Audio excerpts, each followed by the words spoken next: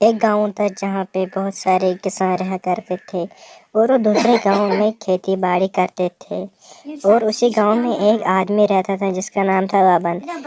بابن کے پاس 2 ہی بیل تھے، لیکن وہ اس کی 2 ہی بیل میں خوش تھا۔ چلو میرے بیلو، ایک جوتنے کا کام ملا ہے، بڑے دنوں بعد آج کو ڈنگ کا کام ملا ہے، آج میں بھی اچھے سے کھا لوں گا اور تم بھی اچھے سے کھا لیں گے، اچھے سے چارہ کھلاؤں گا۔ اتنا کہتے ہوئے بابن اپنے گاؤں سے لے کر دوسرے گاؤں کی طرف نکل جاتا ہے اور وہاں جا کر کھیت میں کام کرنے لگتا ہے۔ 5 دن کے بعد جب وہ اپنے گاؤں پہنچتا ہے، دیکھتا ہے وہاں پہ اچانک بیل مرنے لگتے ہیں۔ روز رات کو آتی ہے تو ایک بیل کو کھانے لگتی ہے۔ ارے بھائی، یہ گاؤں میں کیا ہو رہا ہے؟ یہاں پہ تو سب بیل ایک ایک کر کے سب مارے جائیں گے، کسی تانترک بابا کو بلا